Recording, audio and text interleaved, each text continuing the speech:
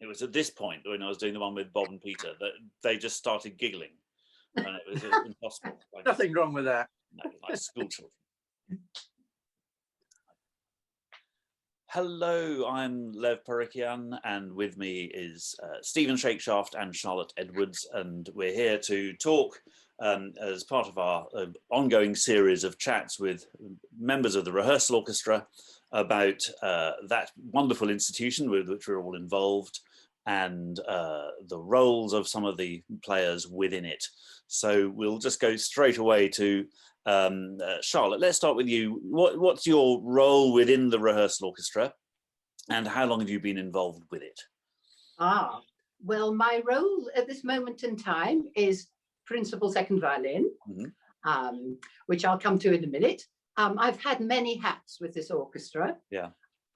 And it's probably in fact, it's definitely the orchestra with which I've had the longest relationship, which is rather alarming when I tell you that my first attendance was in August 1959, when my lovely friend Eva Gall, Hans Gall's daughter from my school, because I was an Edinburghian. I was brought up in Edinburgh, went to school and university in Edinburgh. There's a name to conjure with, Gall, G-A-L. Yeah. Stephen, it's Charlotte's talking. You'll go in a minute, dear. Charlotte's talking. Sorry. Okay, thank you, Stephen. That's interesting. We will come to that.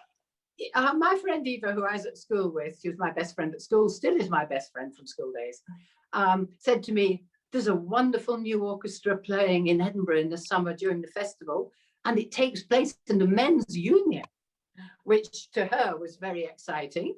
And I think she was quite right, because it was an amazing building. I don't know if anyone who's listening to this will have read the wonderful book Getting Out of the Rain, but there's a fabulous picture of the Men's Union, a fantastic Gothic looking stone building.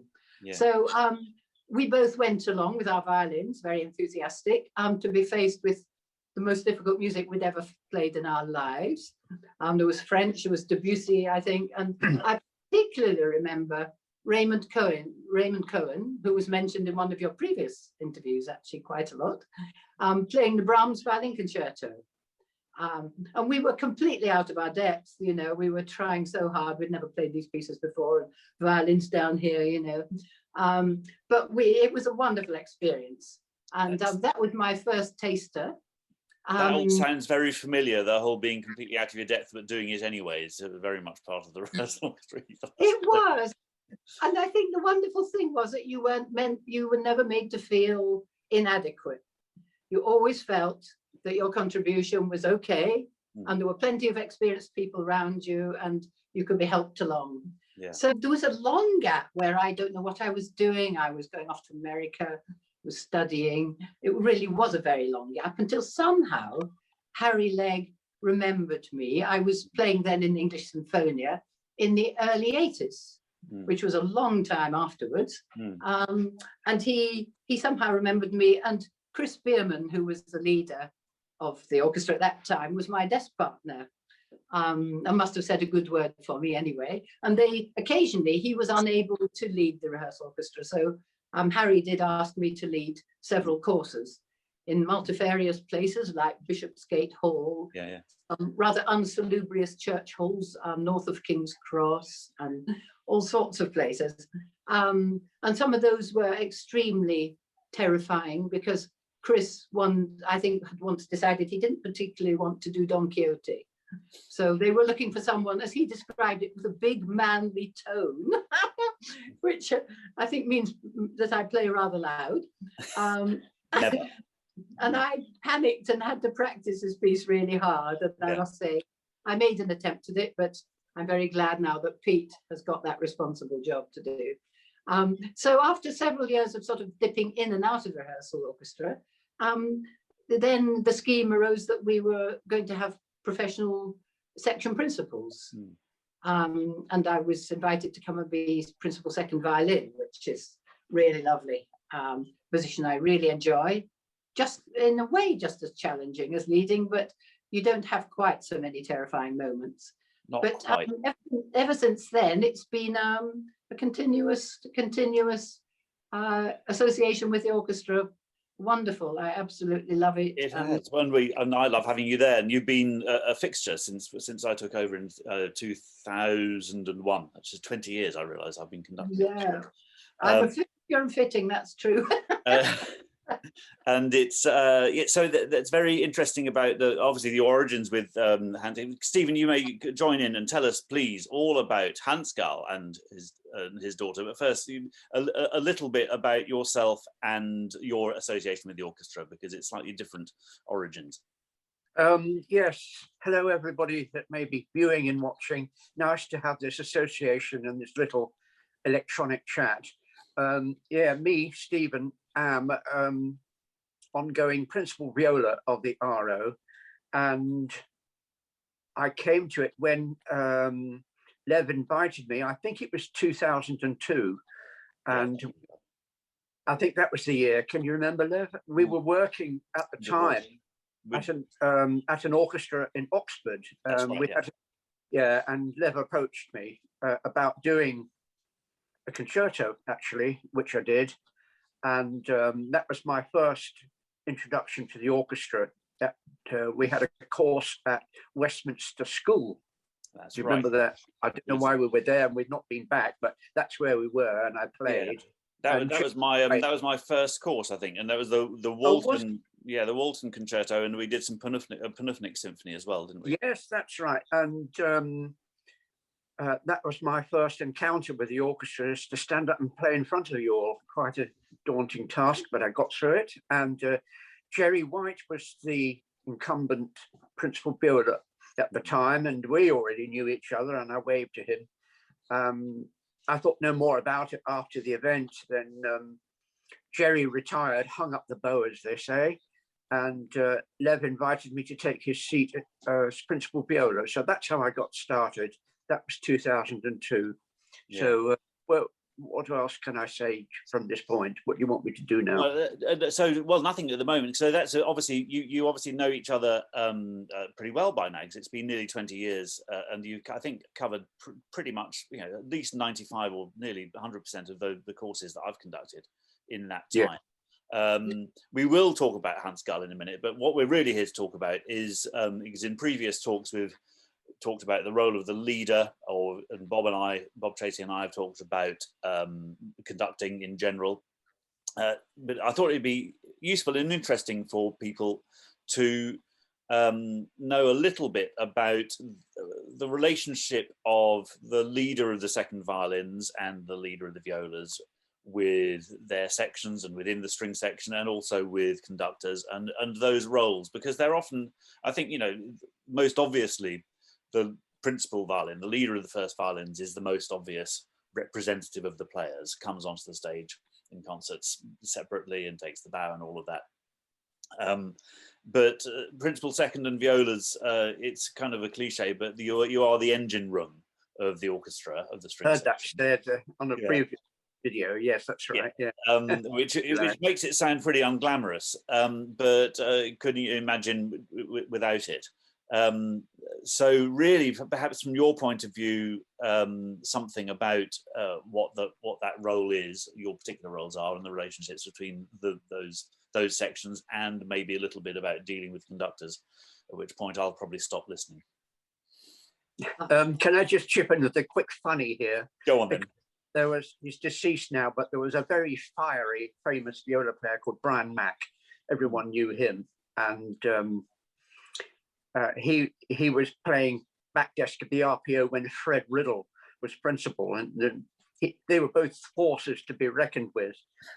And Brian Mack, in his very military tone of voice, holding the viola like that, said, "Engine room to bridge, engine room to bridge," because you just mentioned engine room. Excellent. To get a Boeing, asking the engine room to bridge. Yeah. What is the boat?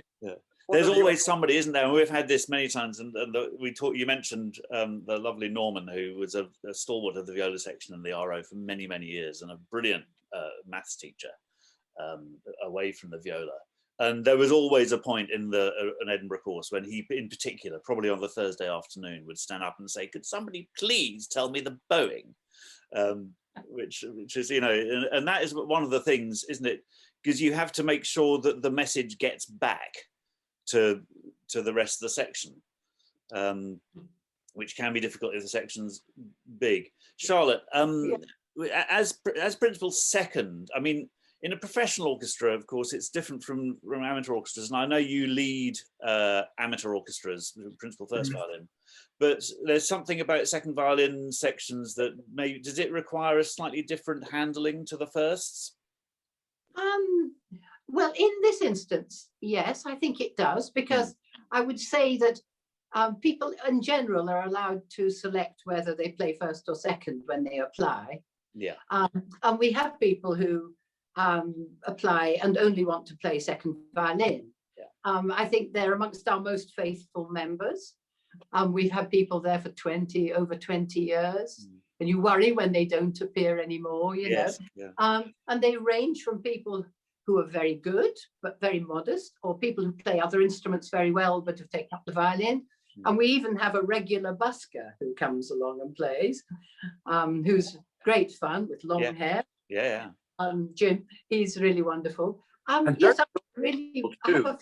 Yeah, he's got a lot of knowledge stored up there. Well, he's a person to talk to. Yeah, he's a marvelous man. Yes, he's absolutely fantastic. But I mean, it's a complex job, because the nice thing about it is when you turn around to speak to your section, there's a whole, it's like sort of mother hen with little chicks. There's a whole collection of faces of people looking at you, willing to accept what you're going to tell them, whether it makes sense or not, you know. So it's a nice job. It's a difficult job sometimes. I mean, I have to say that I find the positioning of principal second, just physically in the orchestra very challenging, in that you nearly always can't see the leader, because especially in an amateur orchestra, because the number 2 first violin is always sitting like this, and I just cannot see out of the corner of my eye what Peter is doing. So I sometimes wish I could sit, for many reasons actually, on number 2 next to Steve. You know, next to Steve, because I can hear him and it's wonderful with all his fantastic experience and beautiful sound, and also I'd be able to see Peter. But I mean, that's not the way of it, so we have to go the hard way and try and get the bowings. I have got a rather amusing, well, I don't know whether I remember it with amusement or rather with dismay, story about the time we were playing the planets. And we got to Mars, I think it was. Yeah. And all the first violins, dum, dum, dum, dum, dum, dum, you know, were going on, and the seconds joined in, and then we joined with them in the same direction. And then the violas seemed to come in, and for some reason there was some point in that thing where the first violins and the violas managed to stay in sync, and we got out of sync. And it was I think it was very painful to you, because you did ask me to try and get the bowing right. And I still, to this day, do not know where it slips a cog in, you know, and I mean to look at the score. Well, I've had that as well, and I can't, I'll have to look at the score, it's on my shelf there somewhere. But yes, there is that thing which happens quite often, because, and for both sections, and string players, you know, string players will know this, but those who aren't in a string section might not be aware that, you know, that, as you say, your second violins, you're often doing something that is the same as the firsts. But then they might carry on as first violins do, with something flashy and melodic, and you're carrying on doing the rhythmic thing, and then they come back 4 bars later, but they're out of kilter. So the lead will say, "So what bowing are you doing?" And you have to say, "Well, we were doing that, but then we do something different, so we come out on a different foot to you." And the same applies with violas, with second violins and everything. But there's also that thing of the violas having the same strings as the cellos, but the same orientation as the second violin. So you are really between those two styles. So Stephen, when you have that kind of decision to make between the, you know, do we go with the seconds and do we go with the cellos? What's your philosophy on that? Do you just there is an exact thing. You put your finger right on it there, because you can argue that your upper strings or you can argue that you're lower strings. And certainly in pieces like a Haydn symphony, where the music is doubled, like viola, cello, bass, it's got a line of its own. Clearly, the bowing style and where you play in the bow, you, as a viola player, you have to match the cellos, because they can't play down at the point of the bow a lot. They tend to come up to the middle of the bow. So there we are, playing the same notes, maybe an octave higher, in the cello style, if you like. Occasionally you get caught up in an argument, and others haven't noticed that. And I'm not saying Peter, but a leader might say, why aren't you playing that with our part of the bow here? And I said, well, we have to go with the cellos, you see. So you have to play this delicate game. I call it 3s into 2 doesn't go, because viola, cello, violin is 3. You've got to play the game of being diplomatic. To your left and to your right, and in front of you to the conductor as well. I must say that being where you sit, generally as first desk of violas, you are spoon-fed musically and by the conductor, because and yourself, Charlotte, the first desk of seconds, but usually I'm sitting right in front of the conductor, so you get the full effect of what the beat is. You see what I mean? You get well, that's a double-edged sword, isn't it? But if you're sitting out on the limb, like the cellos or the leader, you're getting the side effect. So I must say, I'm aware of the fact that you're getting the full presentation of what a conductor is doing, and reading the intentions. Of course, this has been mentioned by Bob and Peter in the previous video. No, you're very tuned in. Sorry about the pun, but you are tuned in to the intentions of what is required by the conductor, who is in turn trying to follow the intention of the composer. So it's a very close link. And if you're sitting right in front of the conductor, you're very fortunate, in the orchestra. It's a wonderful place to sit, in that front collection of players. But I've often wondered to be there. I've often wondered, would the orchestra feel even better if the second violins were at where the first are, and the first were where the seconds are, in a funny sort of way, because you do get an even better view of the conductor from our 2 positions. There are some conductors, I don't know, Gatti in the RPO, he has the violas opposite the firsts on the edge of the platform, and that can be a bit unnerving, because you're if you've got vertigo and you're aware of the edge of the platform. So the seating of the strings, if anybody who's not observed, traditionally you got first violins on the left of the conductor, then the seconds, then the violas, cellos, and then the bass is off to the right. But of course there are many variations on that, and the one that is most commonly used, especially in orchestras specializing in classical repertoire, would be to have first violins on the left of the conductor, second violins on the right, the antiphonal seating, and then the cello in the middle. I think that's the Vienna Phil's orientation, isn't it? Yes, and that's the argument for that is very often used, of course, in a lot of the classical repertoire, where you have those antiphonal things going on, which almost only make sense if they have the stereophonic effect of first violins and then seconds first, and that kind of thing. But if an orchestra is used to playing in one way, it can be quite disturbing to suddenly say, okay, you're sitting over here, because you've got so used to one sound picture, haven't you? Yes, I think the 2, I've sat in that orientation quite a bit with other orchestras like the Oxford Phil and things, but the one piece which is impossible to play in that orientation of firsts opposite the seconds is the Elgar Introduction and Allegro. It's absolutely impossible to play. I did once have to do it in Brighton, and you just could not join in, quickly enough. Yes, it was very difficult. But sorry, carry on. Sorry, Lev, we also had that orientation when Mark Elgar did Also sprach Zarathustra with us.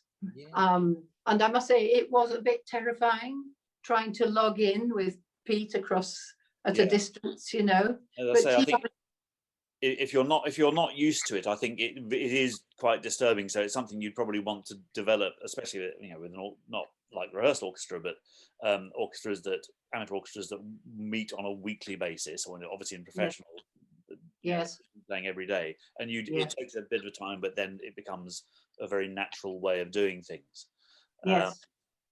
But certainly from the conductor's point of view, what you said, Stephen, about the violas and seconds being right in front of you, and it's quite easy for conductors to forget various things. Firstly, that a lot of the orchestra is looking at you from side on, so the gestures just become all the same height, and the double bassist can't actually tell the difference between 1, 2, 3, and 4, because all they see is just this up and down, and they don't. Yeah, that's right. But also that thing which I've done many, many times, and I kick myself, which is only speaking to the front row, and not really talking to the back of the section, because what your instinct is to talk to the leads of the section, and yet actually you want to be talking to everybody, so that they, as you said, if you feel involved, you feel like your contribution is being valued and is interesting to people. So I think it's also our position is so wonderful because we're right at the focal point of the sound of the orchestra. We hear everything coming together before it goes out into the audience. So it's a wonderful position to sit, in that front row, particularly, second and viola. We do have the prime seats, I think. Yes, one conductor is I can't remember his name, in the opera, whether it's Americano, I think. It was him who said he wants the sound of the section not just coming from the front, but he wants one sound, and it should sort of be from the middle. Yeah. From the audience perspective, you get one sound of the section, and you can't tell where it's coming from in the section, like one thing, not just the first desk. Yeah. Everyone immediately felt they're worth it. Your contribution is adding to the desired effect from the conductor. That's right. You don't want it to be a comet sound. I describe it as that it's all focused at the front, and then there's a gradually dwindling tail. You want to avoid that.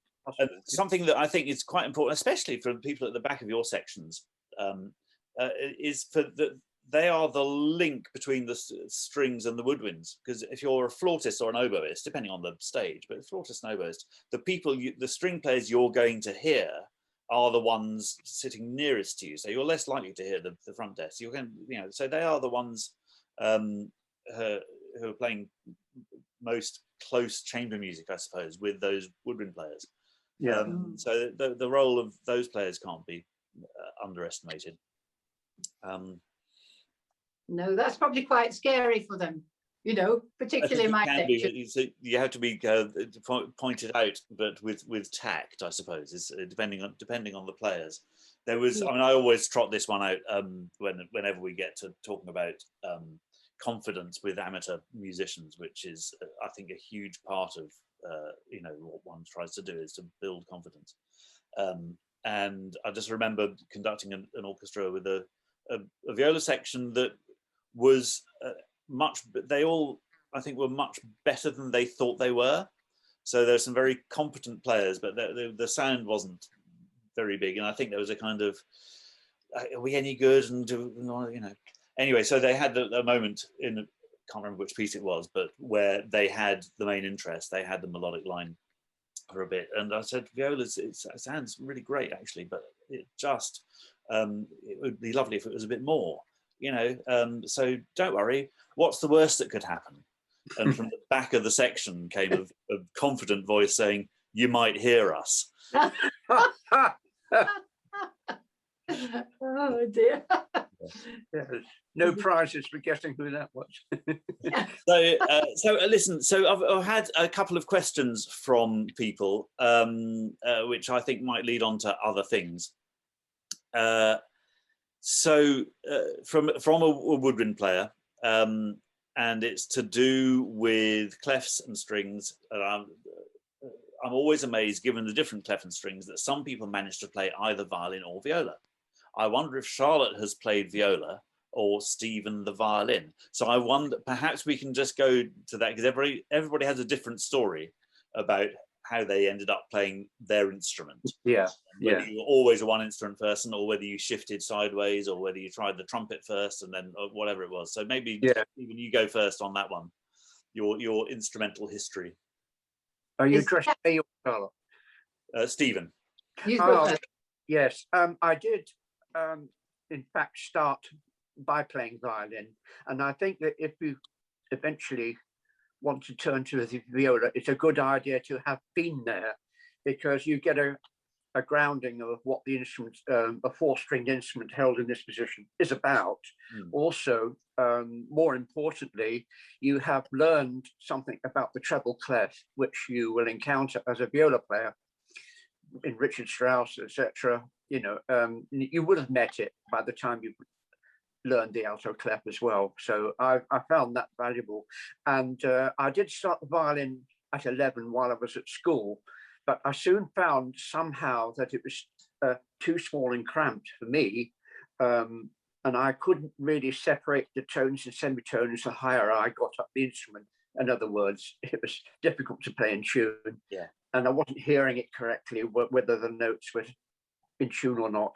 And my teacher said, I think you need more space, try the viola. So at 15, I switched to the viola, and I thought, yes, I've got more space around me, and I liked the extra 5 notes that go down at the bottom. Fantastic. So it was that an natural immediate decision, and well led by my teacher, who was called Fiona Brown, and she was the mother of Iona Brown.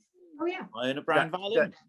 The violinist that led the academy. Yeah. Yeah. So it was her mother that made that decision for me, and what a very right decision in my mind, anyway. Yeah, all these links that come with being involved in the profession for a long time. Did you and did it feel like basically an immediate homecoming when you got the viola? You just immediately relaxed and went, or did it take a year or two?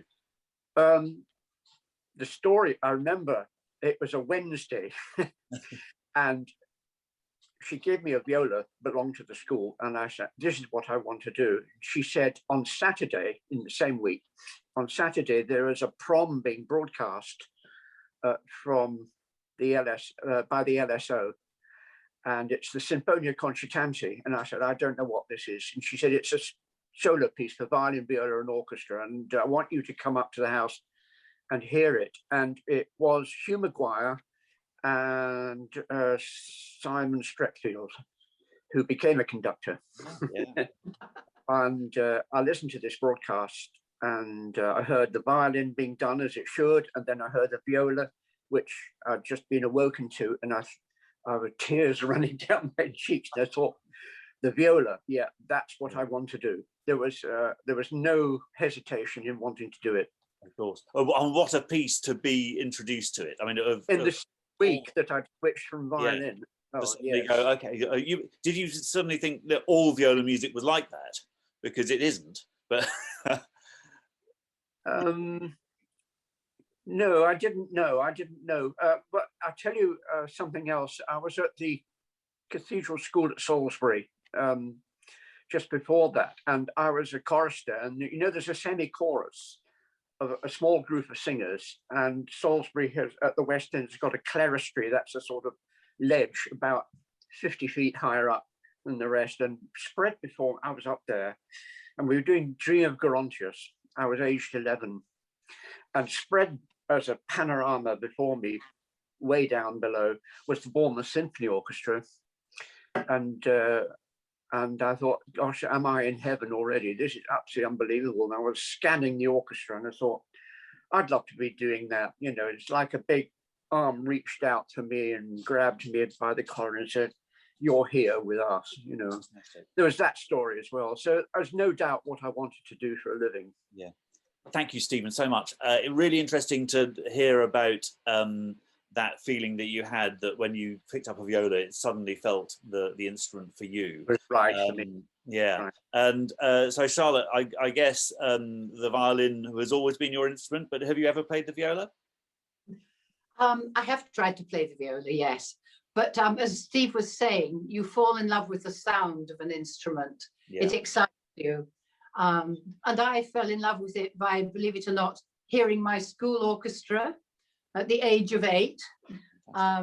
It was actually a pretty good school orchestra, but I think probably what the great strong point was that they played wonderful music. They played Schubert March Militaire and various things like that to we had assembly every day and the orchestra played every day. So it was the violin, nothing but the violin for me at the time.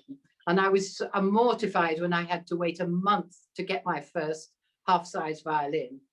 So yeah, very much a violin, but there are some wonderful things to be played on the viola. And I was very tempted by the Brahms 2 songs for piano, voice and viola, which are absolutely wonderful. So I did, I have actually been given a viola, which is sitting under the piano here.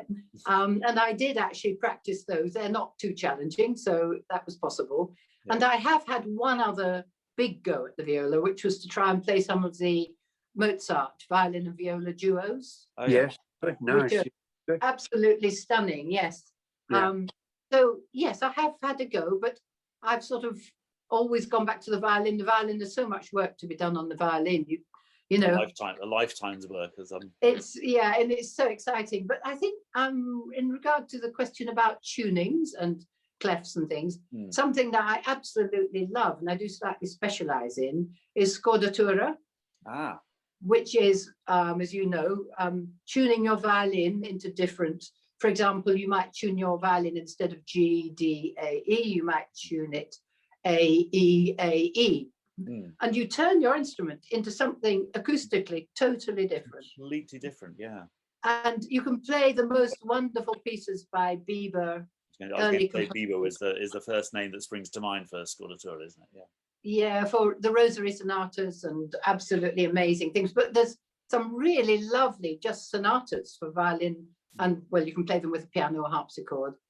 And there's a real excitement in getting the different sonority. And yes, I mean, I would love to be a good viola player, but I just seem to spend most of my time on the violin. I mean, I do always remember the words, as Stephen actually alluded to, the words of Kolisch. Do you remember Kolisch, of the famous Kolisch string quartet? He was an elderly man, but he was teaching about the Beethoven string quartets when I was studying in America in the New England Conservatory, where I was. And he always said, a good violinist is an even better viola player. That's a lovely way of looking at it. Yeah. Yeah, I don't know what viola, I mean, it's true that many viola players, when they play the violin, don't seem to have a good sound on the violin. But I'm sure the viola players feel the same when violinists play the viola. No, we're not going to we're not going to be at each other's throats, but Stephen's got to come back to that. We would never be that, but you've got to have the sound in your mind before you start. It doesn't just happen because you put the bow on the string. You have to, it all starts up here. Yeah. Schuckman's the one that talks about that. Yeah. How do you get that wonderful, rich, sweet sound? It all starts up here. Starts in there, which is I mean, that's interesting because, believe it or not, and I don't want to talk about conducting too much because this is all about you guys, but there is an equivalent to be had with conducting as well. You have to know, you know, it's not just obviously the notes, but the actual sonorities that affect the way you conduct and the way you approach an orchestra. I've been having a wonderful time in lockdown, going online and having master classes with the greats, you know, Wenger, absolutely wonderful. But there's a marvelous series called Masterclass, and which you can subscribe to. And on that, it's Perlman talking about practice and sound. And it really interested me that he was forced to do, and he still recommends, only 3 hours practice a day, no more, because you do yourself an injury if you do more than that. But the first hour is scales, slow scales, every type of scale, because then you're locking into the sound of your instrument, you're locking into the way it resonates, you're locking into good intonation, all this sort of thing. So I feel a bit guilty because I certainly haven't done an hour of scales every day. How many people have though? How many people truly have? I think a lot of youngsters now who are very well taught and who work really hard are amazingly probably doing that. But that's really interesting, that thing about slow practice, which I think is often possibly overlooked, or can be. You mentioned Mozart, and that leads very nicely to another question from Oti, which is a bit of it. She says it's a bit of an obvious one, but could you ask Stephen, possibly extending to the second violins, about the viola being known as the composer's instrument. And she gives examples: Mozart, Dvorak, possibly Beethoven, Britten, Hindemith, and I'm sure there are many others. And what kind of an insight playing the viola affords to the workings of the orchestra or repertoire, and does its role change according to repertoire or period or composer?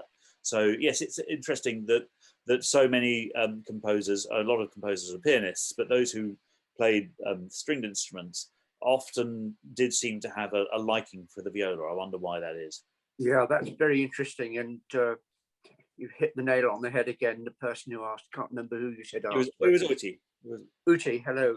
Yeah, obviously Mozart comes to mind because he discovered a certain sound and he wanted to write for that sound. You know, he introduced those wonderful string quintets, probably for himself to play in himself, 5-string quintets with 2 violins, 2 violas. Of course, the Symphonia Concertante. I don't suppose he ever played that, but it was a way of introducing the viola as a solo instrument in the classical era. You know, I thought that was a great gift. Really, it's every viola player's favorite piece, no doubt about it.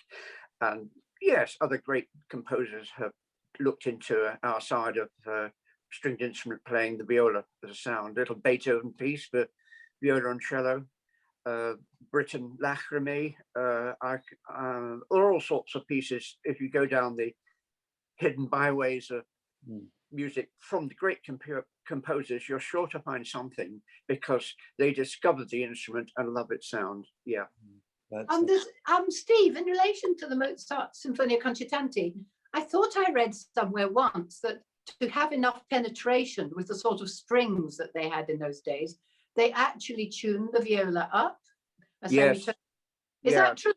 Yes, we certainly in the Symphonia Concertante, Mozart wrote it with a separate key signature because it's written in E flat normally. Yes. So out comes the viola part in D major. So you have to one pegs up, yes, come out in E flat. So that's real scordatura. It gives it a brighter sound. And when I was a little funny story here, when I was principal at the SNO, that's the RSNO now, I think I was 26 or 27, along came Brian and Shedlock to do the Symphonia Concertante. And they were the masters of the art in those days. No one else was allowed to play it. They were doing it everywhere. Do you remember, Charlotte? They were and they played from memory impeccably. And Shedlock played in D major, and of course after his first stanza he snapped the A string and he whizzed round and snatched my viola from me, and for the rest of the piece I had a 3-stringed Strad to play on. And tuned up a semitone as well. Yes, and he had my rather rotten, beaten up old Dutch viola. It's not the one I've got now. But he did an immediate switch on the platform and came in with his next entry, smack in tune, playing in the key of E flat.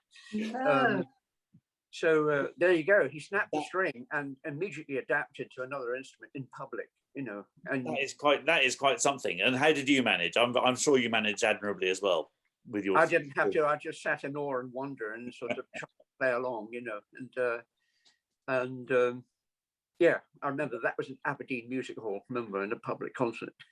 Funny how those things they stick in your mind. The first time that happened, I remember. First time I remember that observing that happen was it was a school orchestra concert years ago, and it was the Fantasia and British Sea Songs, and the leader broke a string just beforehand, and I had to snatch somebody else's. And you go, how do you manage to do that on somebody else's setup? And it's just, I suppose it's ingrained.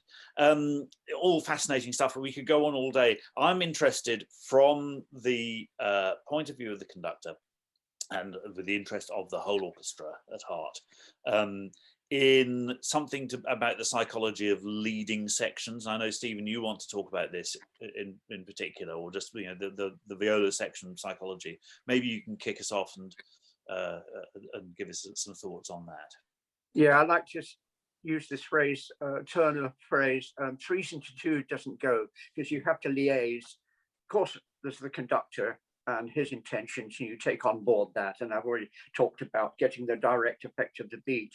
So you're very aware of that, and you're presented with the precise rhythm to play to. You keep an eye on the leader, who really is the one that must dictate the bowings.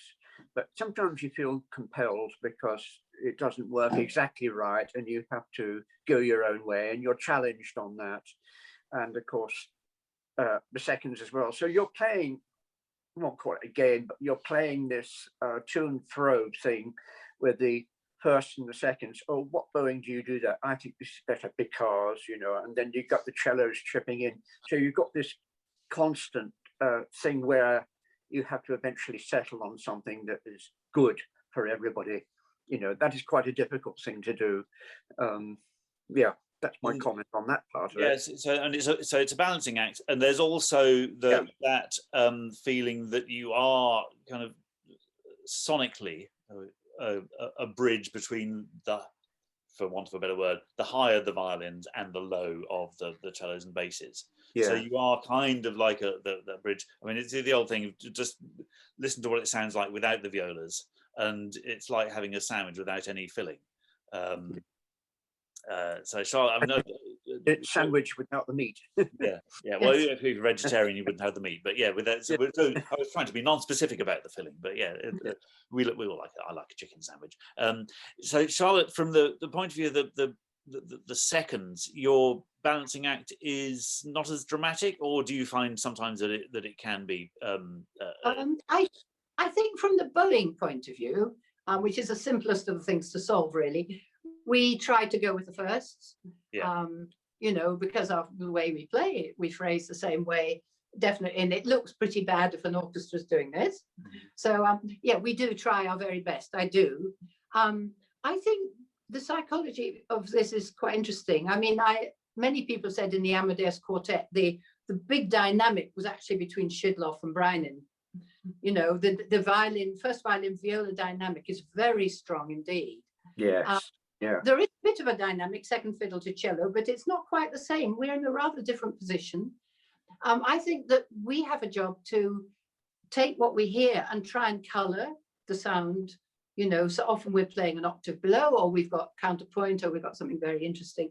I think we have to listen very hard and try very hard to make the overall balance of sound exciting and good and appropriate to the music. So, you know, I think when I'm playing, I'm more taken up with not losing the place, because we do such difficult repertoire.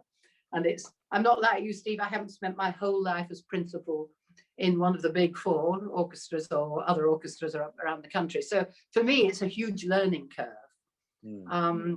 So, you know, it challenges your reading, but I do. It's a big learning curve for me too, being in the RO. Because, sorry, I will tell you why, but you continue, yeah. Oh, well, yes, I mean, Stephen, on that point, in case I forget, you always slightly frighten me, because if I ever speak to you before a course, he says, oh, I've got the parts and I'm working on it, you know, and I think, help, I haven't started yet, you know, where's the part? Am I going to download it? And then he says something like, oh, well, the Janacek Sinfonietta, you know, I think that's just about the hardest piece in the orchestral repertoire, you know. Yeah. Think, oh no, how am I going to cope with this, you know? And he's absolutely right. When I get there, you know, it's fiendishly difficult. So there's so many balls to keep in the air when you're playing. But yes, a second violin, ideally, you want to make the overall sound wonderful, and you've got to contribute in lots of different ways. So I mean, it's interesting that what you mentioned about often you're playing an octave below, and that's a very common thing, that the violins will be playing a melody high up and that you're echoing it octave below.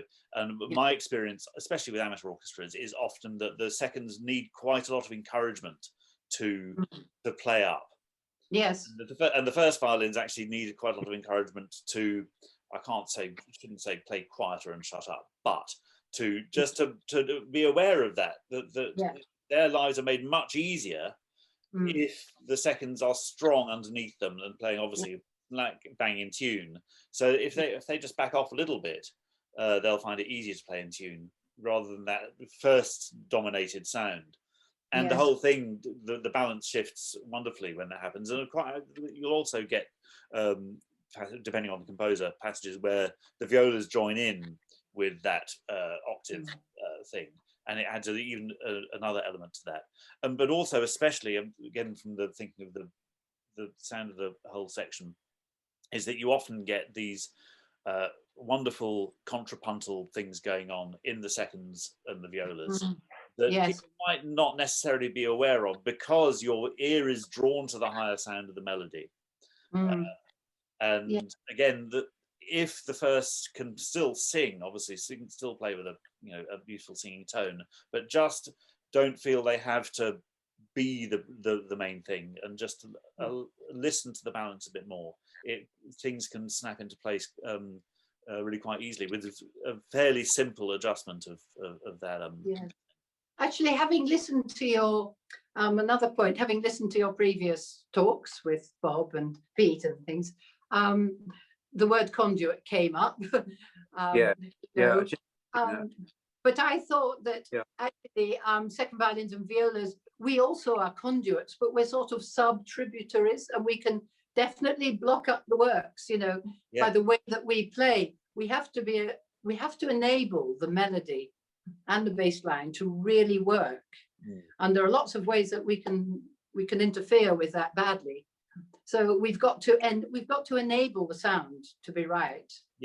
For all the different parts of the orchestra. And often you have to be rhythmically the most stable, don't you? Because so quite often the accompaniment is something that is a fairly straightforward rhythm, but actually needs to be absolutely solidly in there. Absolutely, yes. The engine room. The requirement of all worthy musicians is to have a good sense of rhythm, and that's what I was taught when I started. You've got to have good rhythm and count your ability to count up to 4 on a repeated basis, which is a simple thing, but it's actually not that easy to do. It's the concentration, especially as you say, when you've got you might be thinking about the difficult passage coming up. I think that is quite a common thing. Your mind is occupied with this is technically really difficult to play. Hold on, is that 4 bars or 5 bars? It's the simple things are often the ones that go that fall by the wayside. Yes. Well, you learn a lot when you put the metronome on your own practice. Terrifying. You actually find, although you personally, think that you are so rhythmic, if you put the metronome on, you discover that you're not. And although, sometimes it's appropriate to be more fluid, you do need to know what you're doing. Yeah, it's got to be founded on a basis of that unforgiving tick, tick, tick, tick. Yeah. Yes. The things you do, which you might be driving and a little bit forward of the beat, or sitting back and a bit behind the beat, and all that. Yes. Fascinating. It would be better to be a grenadier guard before you become an orchestral musician. Crotchet equals 120. That's the pace of marching, and if you play military band, you're going to develop good rhythm. Yeah. Absolutely, Steve.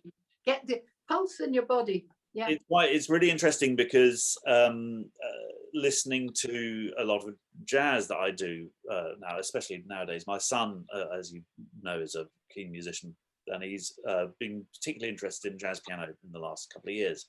And so we've been listening to a lot of really quite rhythmically complex stuff. And it always occurs to me that the rhythmic strength of these, as well as sort of harmonic sophistication and all of that, but that ability to play in a group with impeccable rhythm, whether they've got a drummer or not, or a bassist. And I always think that's something everybody can learn from each other, of course, but I do think that sometimes classically trained musicians could learn a lot from that kind of rhythmical flexibility and ability, as well as the improvisational side of things. which Yes. is often can just throw people a bit of a curveball. If you're not trained in improvisation, it can freeze you up. Whereas, of course, you know, as you know, the great composers were great improvisers as well. Beethoven being the case in point. Actually, it's interesting that when we play pieces that may have a slightly more jazz influence, like when we did the Bernstein on the waterfront, yeah, you needed somehow an overall sense of rhythm, of time passing, to fit in very complex rhythmic patterns yourself, you know. And I remember finding that one of the most challenging pieces we ever did, actually. It is, and I think that score in particular, more so than the West Side Story, because it has a sort of leanness to it as well. Yeah. The sound is kind of edgy and harsh, whereas with West Side Story, you can a little bit more. You can relax into the swing side of it. Yeah. Sitting in the orchestra, I developed a sense of who has got a stronger sense of rhythm than myself. You know, sitting as principal viola, and it might be the first cello or from somewhere else. I think I'll latch onto that. Then we get some solidarity there. I mean, apart from being spoon-fed by the conductor, you know, you need a coherence, a unity amongst the actual playing. And I go for who's got a really strong sense of rhythm in the orchestra. I do that as well. Yeah. So much of it holds. And I think that we mentioned in our pre-chat that how many viola players become conductors, but the same, it's also true that quite a lot of percussionists, and I was a timpanist and percussionist before I conducted, become conductors. And I think that sense of the rhythmic thing has quite a strong influence in that. In that, you know, if you try and conduct without rhythm, then you know, you can conduct without many things, but without rhythm, it doesn't get you very far, because you have to be able to impart. Yeah. And one of the challenges is you might feel strong rhythm in here, but actually to impart that to the orchestra, when the sound of an orchestra can be so big and heavy and diffuse, is one of the big challenges. And I think also from a playing point of view, when you've got so many things coming at you from all sides, what you said, Stephen, latching on to the person who's got the most rhythm, you know, knowing what to latch onto, especially if you're getting different cues from your ears from the ones you're getting from your eyes. Yes. So you might be hearing something and the conductor might appear to be doing something completely different. And I think that is one of the big challenges of orchestral playing, is knowing how to fit in like that. Yeah. I've got a funny story if we're coming to an end. Yeah, we are coming to an end. So I've got two quick stories. Please. On being a principal viola, there's a very amusing but successful person called Michael Ponder. He's a record producer, very successful at that, but was a wonderful viola player when he was young. One of the things that he did amongst his daytime job was to write a column for the Strad magazine, and he interviewed various celebrities of the string playing world, a Q&A column in the Strad magazine, and he did an interview with Fred Riddle. Now, those who don't know, Fred Riddle was an awesome character, top viola player. He was known in America. He was principal of the RPO, a Beecham boy, invited by Beecham to be a co-founder of the RPO, etc. So you got the picture of who this man was, and he was tricky to deal with. So Mike gave this interview, and his final question in the Strad magazine was, what advice would you give the young principal violist of today? And Fred said, don't turn round too much.